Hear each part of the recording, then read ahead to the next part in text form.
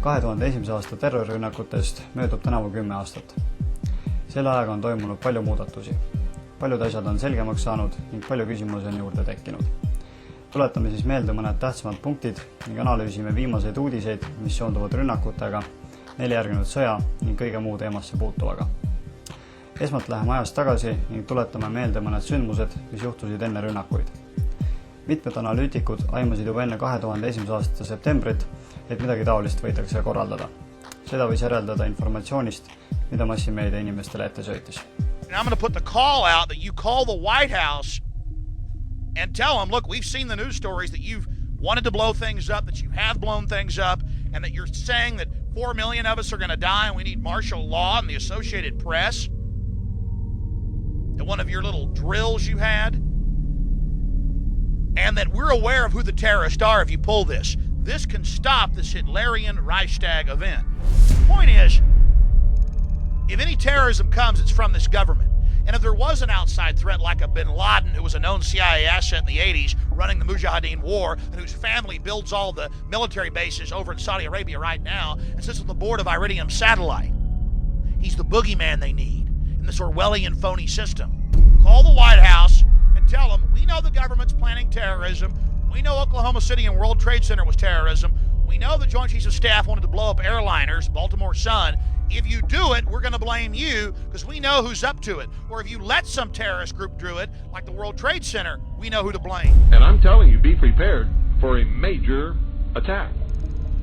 But it won't be Osama bin Laden. It will be those behind the New World Order. And whatever is going to happen that they're going to blame on Osama bin Laden, don't you even believe it. Neid, kes tulevaste rünnakute kohta hoiatusi jagasid, leidus teisigi. Newsweeki teatel hoiatati 10. septembril kõrgeid Pentagoni ametnikke, mille tagajärel nad tühistasid oma järgmise päeva lennud. San Francisco linnapea Willie Brown pidi samuti 11. septembri hommikul New Yorki lendama. Tema jutu järgi sai ta 10. septembril kõne lennujaama turvatöötajalt, kes soovitas tal julgeoleku kaalutlustel mitte lennata. Hiljem selgus, et see turvatöötaja oli USA riigisekretär Condoleezza Rice.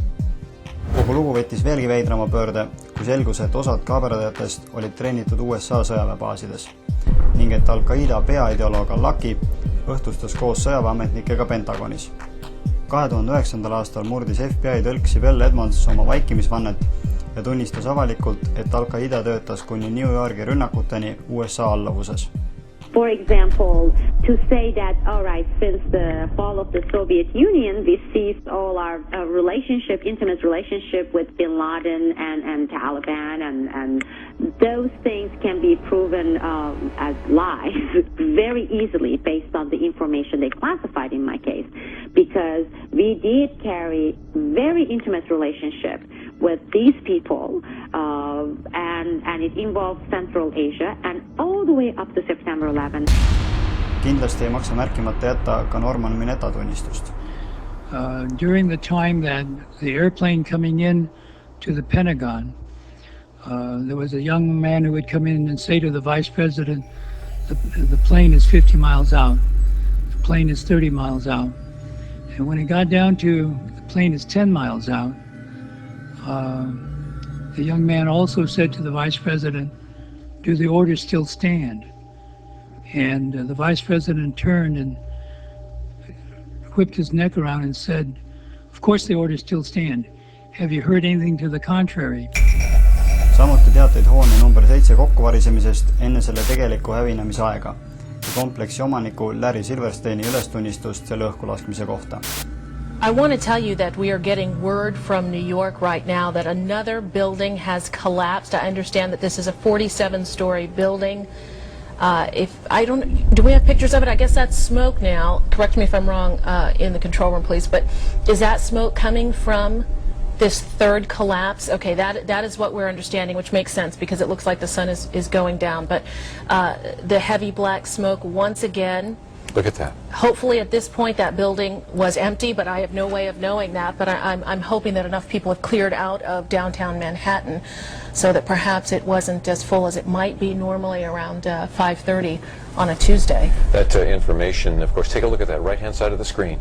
It's going down right now. There it is. Yep. It went down right there. I remember getting a call from the fire department commander telling me that they were not sure they were going to be able to contain the fire.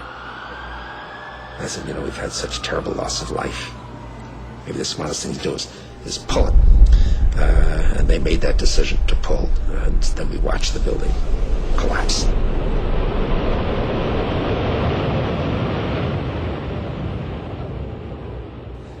Ning muidugi lugematul hulgal tuletõrjujate ja pealtnägijate tunnistusi hoonesse paigaldatud lõhkekehade kohta. Keep your eye on that building as they coming down.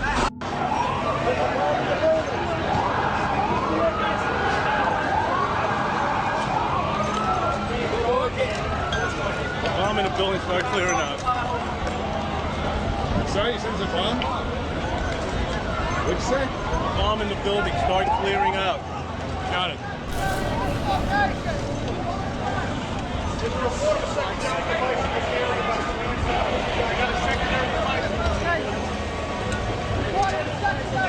I was standing next to One World Trade Center, and then all of a sudden I heard rumbling, and we all started running away from it.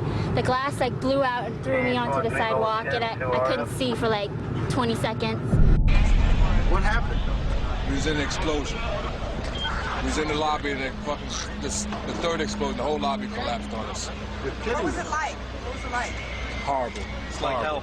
You don't want to know. The whole building just collapsed on us inside the lobby. Is that a secondary explosion? Yes, it was. That was different. Yeah, definitely secondary explosion. We was inside waiting to go upstairs, and on our way upstairs, the whole fucking thing blew. And we just collapsed on everybody inside the lobby. We made it outside. We made it about a block. We made it at least 2 blocks, and we started running. Floor by floor, it started popping out. It was if they had detonated. Yeah, If detonated, they were planned to take down a building. Boom, boom, boom, boom, boom, boom, boom, boom. All the way down. I was watching it and running. Just ran up. And then you just sort of, this cloud of shit chasing you down. Yeah, it was like there was a whole lot of commotion. The firefighters were picking up, and they were starting to roll out and go follow these buses that went downtown. And the Red Cross rep was like, he goes over and he says, well, you got to stay behind this line because they're thinking about bringing the building down. They didn't say what building. They just said bringing a building down. So we're like, okay, we'll take their word for it. We'll stay behind the line. And he went over and he talked to one of the, through all the commotion, he goes over and he asked one of the Red Cross, or one of the firefighters, what was going on. I guess, I don't know if he got an answer or not. He came back over with his hand over the radio, and it sounded like a countdown. And at the last few seconds, he took his hand off, and you heard 3, 2, 1, and he was just saying, just run for your life, just run for your life.